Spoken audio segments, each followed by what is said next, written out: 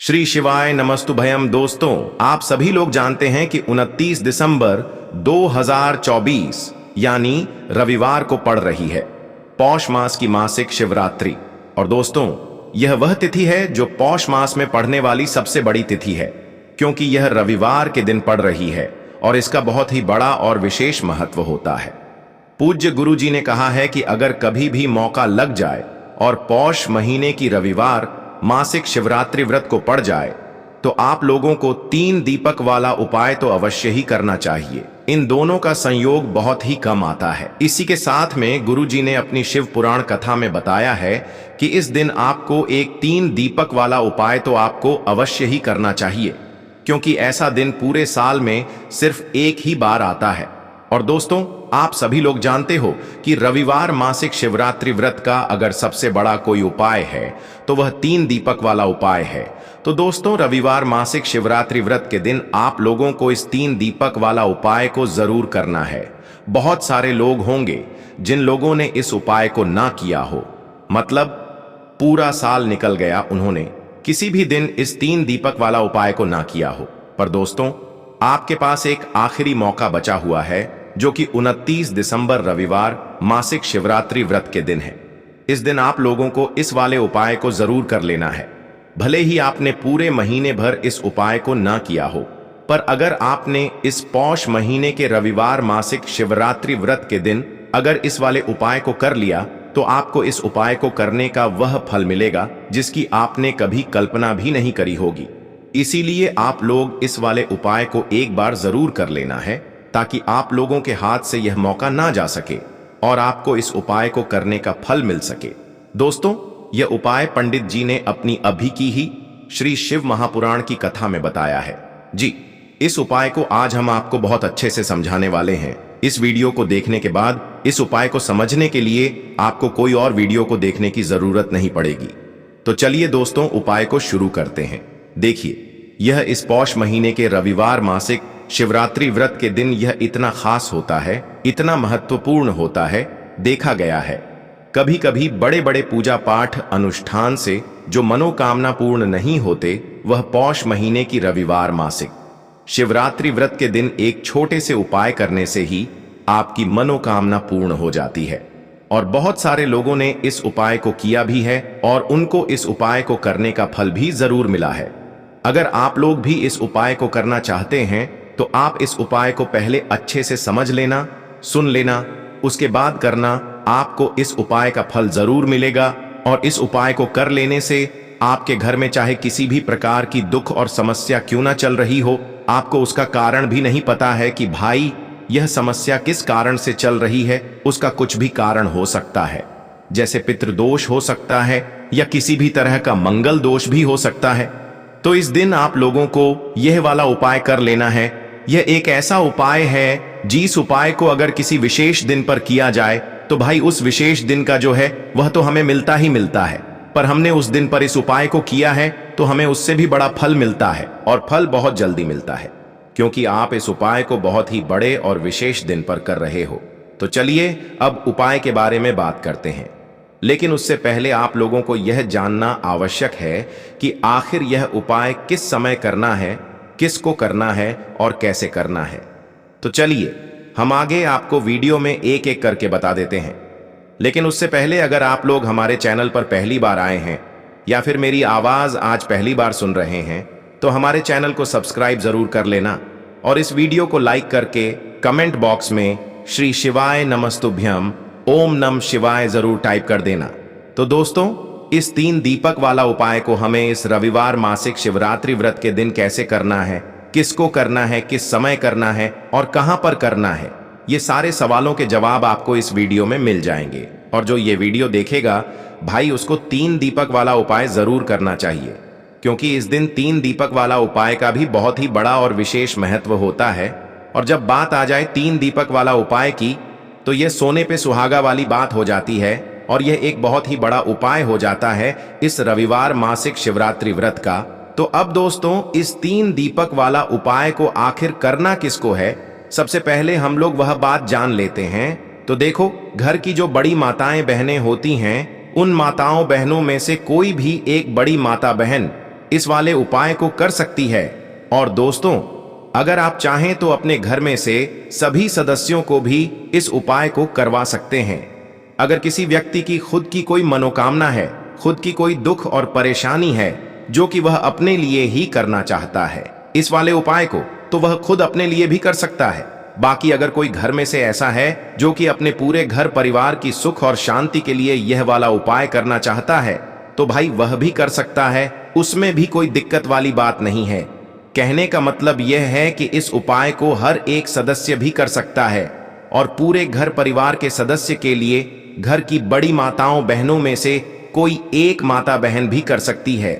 माताएं बहनें अगर घर में उपस्थित ना हो या वह यह वाला उपाय ना कर पा रही हो, तो फिर घर का कोई बड़ा सदस्य भी इस 3 दीपक वाला उपाय को कर सकता है, चाहे फिर वह पुरुष ही क्यों ना हो, उसमें कोई भी दिक्कत वाली बात नहीं है।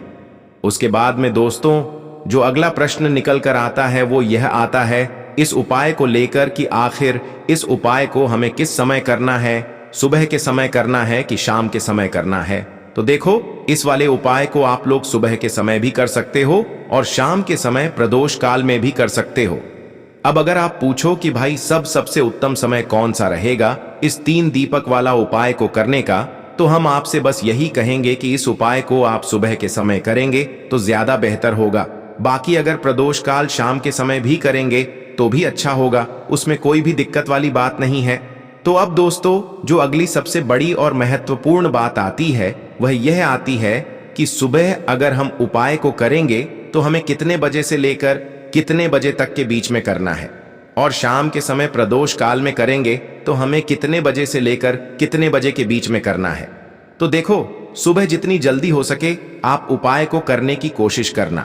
बाकी अगर किसी कारणवश लेट भी हो जाओ, थोड़ी देर भी हो जाए, तो 10 या 11 बजे तक भी आप उपाय कर लेना, पर 12 बजे से ज्यादा देरी ना हो, ठीक है? इस बात का ध्यान रखना। उसके बाद में दोस्तों, अगर शाम के समय प्रदोष काल की बात करें, प्रदोष काल का जो समय है होता है वो शाम के 6 बजे से शुरू हो जाता है। मतलब शाम के 6 बजे से लेकर 7 बजे के बीच का जो समय होता है, यह समय प्रदोष काल का समय होता है। तो आप इस उपाय को 7 या 8 बजे के बीच में भी कर सकते हो। मतलब शाम के 6 बजे से रात 8 बजे के बीच में आप कभी भी इस वाले उपाय को कर सकते हो, उसमें कोई भी दिक्कत वाली बात नहीं है। देखिए, आज के इस पूरे वीडियो में हम 3 महा उपायों के बारे में जानेंगे जो कि आपकी अलग अलग मनोकामना की पूर्ति के लिए होने वाले हैं। देखिए, इन उपायों के माध्यम से आपके जीवन में जो धन से जुड़ी समस्या है वह सभी दूर होगी। नौकरी प्राप्ति में यदि आपको समस्या आ रही है, व्यापार अच्छे से नहीं चल पा रहा है, और साथ ही साथ जीवन की समस्त समस्याओं को दूर करने के लिए आपको यह चमत्कारी उपाय करने हैं। चलिए दोस्तों, जान लेते हैं पहले महा उपाय के बारे में। देखिए दोस्तों, यदि आपकी ऐसी कोई भी मनोकामना जो परिपूर्ण नहीं हो पा रही है, आप उपाय कर करके थक चुके हैं, लेकिन आपको ऐसा लगने लगा है कि महादेव आपकी सुन ही नहीं रहे हैं, या फिर आपके घर में धन को लेकर बहुत ही अधिक समस्या है, और यदि आप चाहते हैं कि घर में हमेशा सुख समृद्धि बनी रहे, देखिए दोस्तों, इस उपाय को करने के लिए सबसे पहले तो आपको एक पीपल का पत्ता लेना होगा। देखिए, शिवरात्रि का दिन है, तो आप इस दिन पीपल का पत्ता पीपल के वृक्ष से तोड़ सकते हैं, और साथ ही साथ रविवार के दिन और साथ ही साथ मासिक शिवरात्रि के इस महासहयोग में यदि आप इस उपाय को करते हैं तो इस उपाय का आपको 4 गुना फल प्राप्त होने वाला है। तो सबसे पहले तो आपको एक पीपल का पत्ता लेना है। इसी के साथ में आपको मात्र थोड़ा सा शहद लेना है। इसी के साथ में आपको 7 यानी कि 7 अक्षत के दाने लेना है, जो कहीं से भी टूटे हुए खंडित नहीं होने चाहिए। इसी के साथ में आपको लेने होंगे 1 चुटकी काले तिल। काले तिल आप 11 भी ले सकते हैं, 21 भी ले सकते हैं, 51 भी ले सकते हैं, जितने भी आपके पास हैं उतने ले सकते हैं। देखिए दोस्तों, आपके पास जो पीपल का पत्ता है, सबसे पहले तो उस पीपल के पत्ते पर आपको शहद की 7 बिंदियां लगानी है। देखिए, गुरुजी ने यहां पर एक विशेष जानकारी दी है कि जब भी आप यह 7 बिंदियां लगाएंगे तो आपको अपनी जो भी विशेष मनोकामना है उसे मन में सोचते रहना है। अब दोस्तों, आपके पास जो 7 चावल के दाने हैं उन्हें आपको उसी पीपल के पत्ते के ऊपर रख देना है। देखिए दोस्तों, जब आप 7 चावल के दाने पीपल के पत्ते पर रखेंगे तो आपको अपना नाम और अपनी गोत्र को मन में बोलना है। अब इसी पीपल के पत्ते के ऊपर आपके पास जो 1 चुटकी काले तिल हैं उसे भी आपको रख देना है। अब दोस्तों, इस पीपल के पत्ते को दोनों हाथों में रख करके आपका जो पूरा घर ही घर के प्रत्येक कोने में, प्रत्येक कमरे में इस पीपल के पत्ते को लेकर के आपको घूम जाना है। केवल बाथरूम और शौचालय को छोड़ करके सभी कमरे में घूम जाना है। आपको लगातार ओम नमः शिवाय या फिर श्री शिवाय नमस्तुभयम इस मंत्र का जाप करते रहना है। अब दोस्तों, इस पीपल के पत्ते को लेकर के सीधे आपको पहुंच जाना है किसी भी बहते हुए जल में, सरोवर के पास। वहां पर आपको अपना नाम और अपनी गोत्र को बोलते हुए और अपनी जो विशेष मनोकामना है उसे बोलते हुए इस पीपल के पत्ते को आपको जल में प्रवाहित कर देना है। देखिए दोस्तों, गुरुदेव ने बताया है कि यदि आपके घर के आसपास कोई भी नदी, तालाब, सरोवर नहीं है तो इस पीपल के पत्ते को आप पीपल के वृक्ष के नीचे या फिर बेलपत्र के वृक्ष के नीचे भी रख करके आ सकते हैं। वहां पर भी आपको अपना नाम और अपनी गोत्र को बोलना है और अपनी मनोकामना को बोलते हुए वापस आपको अपने घर आ जाना है। गुरुजी ने बताया है कि जो भी व्यक्ति 29 दिसंबर पौष मास की रविवार शिव चतुर्दशी पर इस उपाय को कर लेता है, उसकी सारी कामनाएं स्वयं हमारे महादेव परिपूर्ण करते हैं। अब दोस्तों, हम जान लेते हैं दूसरे विशेष उपाय के बारे में। देखिए, इस उपाय के माध्यम से आपके घर में सुख, शांति, समृद्धि और धन संपदा हमेशा बढ़ती रहेगी। आपका जो दुर्भाग्य है वह दूर होगा। माता लक्ष्मी हमेशा आपसे प्रसन्न रहेगी। देखिए, इस उपाय के लिए आपको 3 दीपक लेने हैं। देखिए, पहला जो दीपक है वह आपको गोल बाती वाला दीपक लेना है और इस दीपक के अंदर आपको गौ माता का शुद्ध देसी घी डालना है। और जो अन्य 2 दीपक हैं वह आपको लंबी बाती के तैयार करने हैं और इन दोनों दीपक के अंदर भी आपको गौ माता का शुद्ध घी प्रयोग करना है। तो एक दीपक आपको गोल बाती का तैयार करना है, 2 दीपक आपको लंबी बाती के तैयार करने हैं। देखिए, गुरुदेव ने एक विशेष जानकारी दी है कि यदि जो आप लंबी बाती के 2 दीपक हैं उन्हें आटे के बनाते हैं तो इसका फल आपको 6 गुना प्राप्त होता है। अगर आप आटे का दीपक नहीं बना सकते हैं तो मिट्टी के दीपक ले सकते हैं, लेकिन गुरुजी ने बताया है कि आ का दीपक बनाएंगे तो आपको इसका 4 गुना फल प्राप्त होगा। अब दोस्तों, इन दीपक को आपको प्रज्वलित नहीं करना है। तीनों दीपक को सबसे पहले तो आपको लेकर के पहुंच जाना है इस 29 दिसंबर पौष मास की रविवार मासिक शिवरात्रि पर बेलपत्र के वृक्ष के नीचे। अब जो आपके पास गोल बाती का दीपक है, सबसे पहले तो उसे आपको बेलपत्र के वृक्ष के नीचे प्रज्वलित करना है। दीपक के नीचे आपको आसन के रूप में चावल के दाने रख देना है। तो पहला गोल बाती का दीपक आपको बेलपत्र के वृक्ष के नीचे प्रज्वलित करना है। अब जो 2 दीपक बचे हुए हैं उन्हें आपको अपने घर पर लेकर के आना है। घर में जब भी आप प्रवेश करेंगे तो आपके सीधे तरफ आपको जो यह लंबी बाती का दीपक है इसे प्रज्वलित करना है। यानी कि मुख्य द्वार में जब भी आप प्रवेश करते हैं तो आपके सीधे हाथ की तरफ लंबी बाती का दीपक आपको प्रज्वलित करना है। इस दीपक के नीचे भी आपको आसन के रूप में कुछ ना कुछ अवश्य लगाना है। और तीसरा जो लंबी बाती का दीपक है उसे आपको अपने घर के मंदिर में माता लक्ष्मी के सामने प्रज्वलित कर देना है। ध्यान रखना, दीपक की जो बत्ती है उसका मुख आपको उत्तर दिशा की तरफ रखना है। गुरुदेव ने बताया है कि जब भी आप तीनों दीपक को प्रज्वलित करेंगे तो उनमें आपको एक एक कमल गट्टा भी डालना है। देखिए, इस उपाय का महत्व क्या है। जब भी आप बेलपत्र के वृक्ष के नीचे एक दीपक प्रज्वलित करेंगे तो वहां पर माता लक्ष्मी का निवास होता है और दूसरा दीपक जो आप अपने घर के मुख्य द्वार पर लगाएंगे तो माता लक्ष्मी आपके मुख्य द्वार तक आएंगी। और जब भी आप तीसरा दीपक प्रज्वलित करते हैं तो माता लक्ष्मी आपके घर के मंदिर में निवास करती है। तो इस प्रकार से आपको यह विशेष उपाय भी करना है। अब हम जान लेते हैं तीसरे महा उपाय के बारे में। देखिए, इस उपाय के माध्यम से भी आपकी मनोकामना पूर्ति होने वाली है। देखिए, इस उपाय के अंतर्गत यदि आप अपना घर खरीदना चाहते हैं या फिर यदि आप अपने जीवन में मनचाहे वर्ग की प्राप्ति करना चाहते हैं या फिर यदि आप मनचाही नौकरी की प्राप्ति करना चाहते हैं तो ऐसी मनोकामनाएं को परिपूर्ण करने के लिए आपको यह उपाय करना चाहिए।